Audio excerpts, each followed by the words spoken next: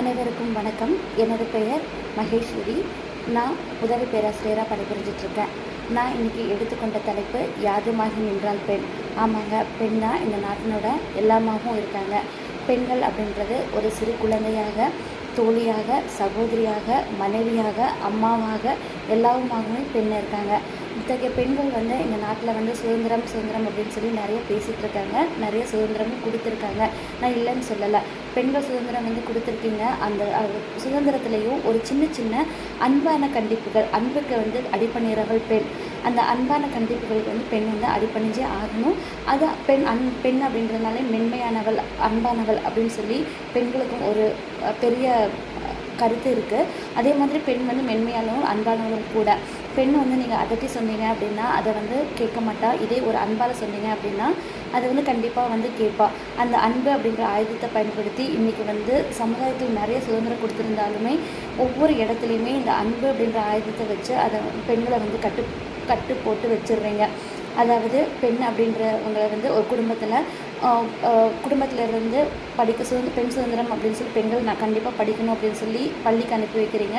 பள்ளிக்கு அனுப்பி வைக்கிற இடத்துல ஒரு சின்ன கண்டிப்பு போடுறீங்க. அந்த பெண்ணுக்கு விளையாட்டில் ரொம்ப ஆர்வமாக இருக்கும்.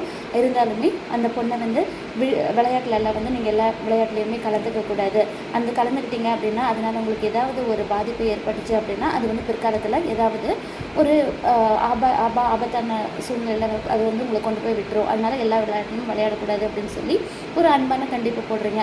அதனால் அந்த பெண்ணுக்கு எவ்வளோ தான் விளையாட்டில் ஆர்வம் இருந்தாலும் எங்கள் அப்பா இப்படி சொல்லிட்டாங்க, எங்கள் அம்மா இப்படி சொல்லிட்டாங்க அப்படின்னு சொல்லி அதில் அந்த விளையாட்டில் அவங்க ஆர்வத்தை கூட கட்டுப்படுத்திட்டு இருக்க வேண்டிய சூழல். இதே நிலைமை தான் ஒவ்வொரு இடத்துலையுமே. அதே படித்து முடித்து பெண் வெளியில் வேலைக்கு போகிற நிறுவனத்தில், வேலைக்கு போகிற இடத்துல, எந்த இடமாக இருக்கட்டும், பெண்கள் அப்படின்னாலே வேலைக்கு எடுக்கணும் அப்படின்னாலே யோசிக்கிறாங்க. ஏன் அப்படின்னா இது திருமணம் ஆகாத பெண்ணா, இந்த பெண்ணை வேலைக்கு எடுத்தோம் அப்படின்னா இன்னும் 1 ஆண்டோ 2 ஆண்டோ திருமணம் அப்படின்னு சொல்லிட்டு போயிடுவா. அதே இடத்துல வேலையில் நிரந்தரமாக இருக்க முடியாது, வேறு இடத்துக்கு போயிடுவா அப்படின்ற ஒரு நிலைமை இருக்கிறதுனால அது யோசிக்கிறாங்க. இந்த மாதிரி யோசிக்கும் போது பெண்களோட நிலைமை பாதிக்கப்படுது. இது மட்டும் இல்லை, இதே திருமணமான ஒரு பெண் வேலையில் போய் ஜாயின் பண்ணணும் அப்படின்னு சொல்லி புதுசான ஒரு இடத்துல போய் நிற்கிறாங்க அப்படின்னா இப்போ தான் திருமணம் ஆயிருக்கா, இந்த பெண்ணை வேலைக்கு எடுத்தோம் அப்படின்னா இன்னும் கொஞ்ச நாளில் இந்த பெண்ணு குழந்தை பேர் அப்படின்னு சொல்லிட்டு மறுபடியும் லீவ் போட்டு போயிடுவா அப்படின்ற நிலைமை இன்றைக்கி பெரும்பாலான இடத்துல இருக்குது. ஒரு சில இடத்துல இல்லாமலும் இருக்குது. இப்படி இருக்கும்போது ஒவ்வொரு இடத்துலையுமே பெண் சுதந்திரம் அப்படின்னு சொல்லி நிறைய கொடுத்துருந்தாலும் இந்த மாதிரி ஒரு சின்ன சின்ன விஷயங்களுக்கு பெண்களுக்கான டைம் தேவைப்படுது. அதாவது நேரம் இடைவெளி தேவைப்படுது. அந்த இடைவெளியை கொடுத்து பெண்களுக்கான அன்பையும் அரவணைப்பையும் ஒவ்வொரு குடும்பத்திலேருந்து நீங்கள் ஆரம்பிச்சிங்க அப்படின்னா பெண் அன்புன்றவங்க கண்டிப்பான ஒரு சாதனை விருட்சமாக உருவாங்க. அதாவது பெண்கள் எல்லா இடத்துலையுமே இப்போ இருக்காங்க. அது இருக்கிற பெண்கள் ஒரு சில பெண்கள் மட்டும்தான் இருக்காங்க. அவங்களுமே நிறைய போராட்டத்திலிருந்து விடுபட்டு வந்தவங்களாக தான் இருப்பாங்க. நிறைய பெண்கள் அந்த போராட முடியாமலேயே இடையிலேயே நின்றுடுறாங்க.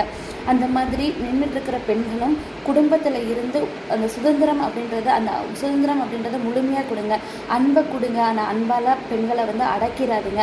அன்பு அப்படின்றத கொடுத்து சுதந்திரமாக பெண்களை விட்டீங்க அப்படின்னா அந்த பெண்கள் என்றைக்குமே யாதுமாக எல்லாவுமாக உங்களுக்கு அன்பு வேணுமா அன்பை தருவாங்க. எல்லாத்தையுமே பெண்கள்